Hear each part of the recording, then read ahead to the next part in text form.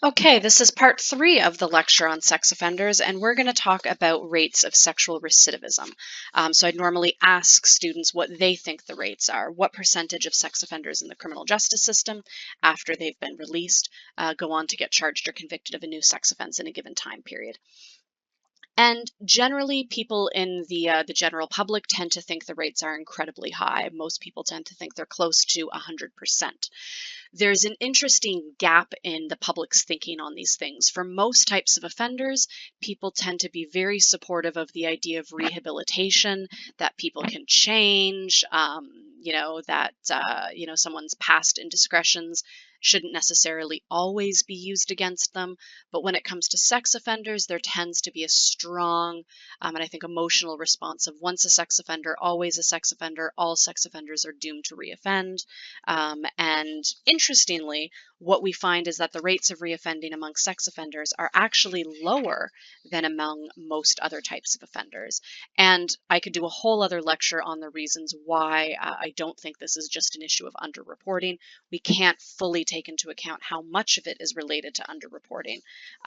But many sex offenders, for example, if they do sexually reoffend, tend to reoffend against numerous victims. So they might not get caught for the first victim or the second victim, but if they keep reoffending, a victim eventually is going to report them, is more likely to report them rather. So the low rates, you can't say if on average you say only 10% of sex offenses get reported to police, it doesn't necessarily follow that only 10% of sexual recidivists are caught. The rate of reoffenders who get caught would actually be much higher. And the fact that they got caught in the first place as well might mean that they are, for whatever reasons, the type of offense they're committing or features of them are not as good at getting away with the sex offenses. But anyhow, so there's all sorts of nuances to looking at rates of sexual recidivism. I'm going to highlight today a spotlight on one Canadian researcher, Carl Hansen. He's probably one of the world's most well-renowned experts on sex offender research. I'm also very, very fortunate that he was my mentor in Ottawa for about 10 or so years, and I'm fortunate to be able to continue working with him on many research projects.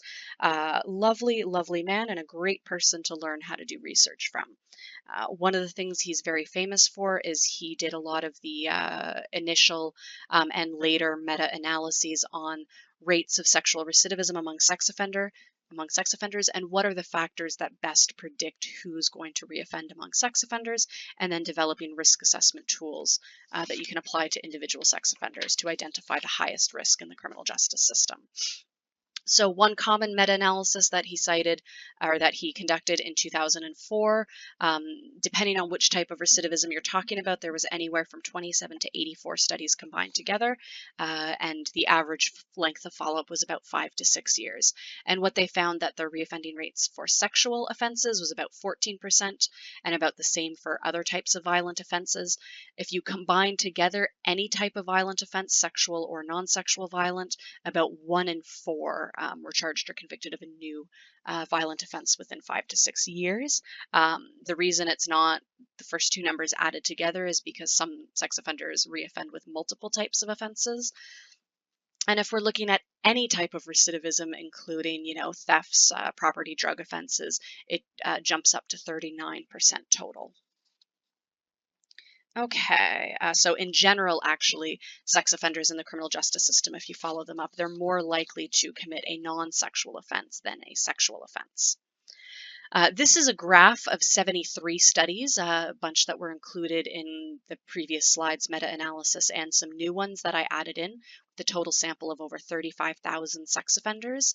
And what this bubble graph shows is on the x-axis here is the length of follow-up, on the y-axis is the percent that sexually reoffended.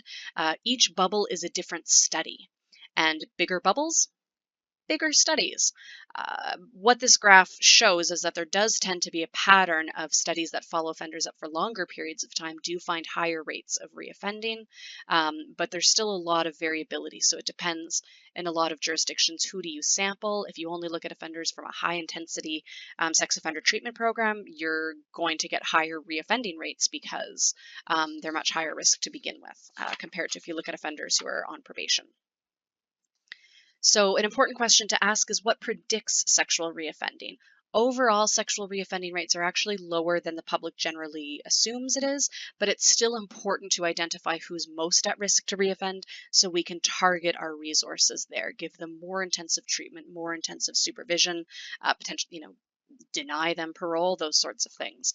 So the idea is that we shouldn't be treating all sex offenders the same. We want to titrate our resources relative to their risk to reoffend. So essentially, this is similar to risk factors for etiology of sex offending, except instead of comparing non-sex offenders to sex offenders, we're looking at large groups of sex offenders, and then we score them on these various factors and then follow them up years later and look at who has reoffended and who hasn't. And if certain factors are more common among the reoffenders, then we know that that can help us predict who's most likely to reoffend. And so again, the factors that predict onset of sex offending are similar to the risk factors that predict reoffending among sex offenders, but they're not all the same. So a couple things. People tend to focus on what's unique about sex offenders, but a general caveat is basically all the factors that predict general reoffending among general offenders, they apply to sex offenders too. They predict sex offending among sex offenders. So people who have you know, problems in employment areas, school areas, family areas, hanging out with the wrong peers. All of those things predict sexual reoffending. And then in addition to that, there's some unique risk factors that predict sexual reoffending. So one of my bosses at the prison I worked at, she said that was her favorite thing about working with sex offenders is because everything you learn and know about offenders in general applies to them, and they have additional stuff. So you get what you'd normally get working with offenders and some unique stuff as well. So other factors that predict sexual reoffending are sexual preoccupation. So of course, sex can be an important part of a healthy lifestyle, but offenders or people in general who tend to place too much importance on sex and tend to kind of focus on it obsessively. So you tend to see this with unusually high sex drives, unusually more time devoted to the pursuit of sexual activity, all forms of personal or impersonal sex. Essentially, you see this often described by celebrities as sexual addiction. And there's different terms in the clinical literature for it, but you sometimes call it hypersexuality, sexual compulsivity, sexual addiction. We often refer to it in the field more broadly as just sexual preoccupation. Deviant sexual interests we've talked about already.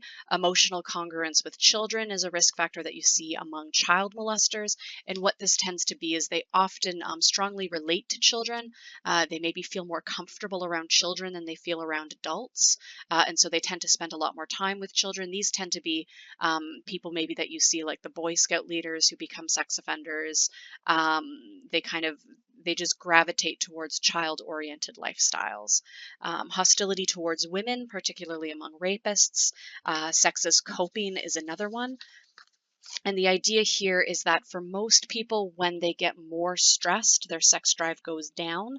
But for some people, when they get more stressed, their sex drive goes up, and they use sex as a way of, trying to manage their negative emotions. Some people eat their feelings, some people turn to substances, some people turn to sex. And so those sex offenders who turn to sex to cope with negative emotions are more likely to reoffend. Then there's a lot of factors that people often presume predict sexual reoffending, but actually don't. And so factors that generally don't predict sexual recidivism, denial. This is a big one. A lot of things that people focus on in the media, and in particular, parole boards have a tendency to want to focus on this. I think everybody wants to see sex offenders feel guilty for the offense they've committed.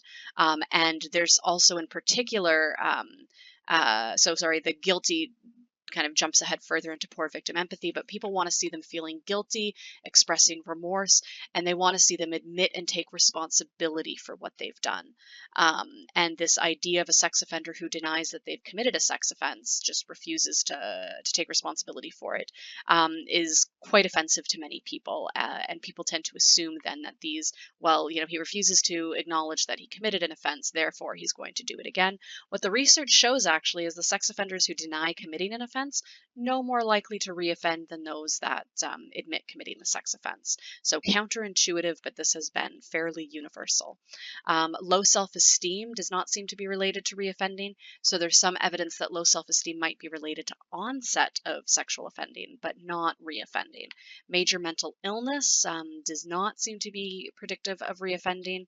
Poor social skills and poor victim empathy. Regarding the victim empathy, what I do want to say is psychopathy does predict sexual recidivism. It predicts all types of recidivism among all offenders. So that applies to sex offenders. So people who have kind of callousness and lack of remorse in general for people as, a species are more likely to reoffend. But it's those expressions of empathy or remorse towards their specific sex offense victims that is not predictive of reoffending. So it's not about whether they express remorse for their victim, it's about whether they express empathy for people in general. Okay, that's the end of this section. We'll see you soon for the next.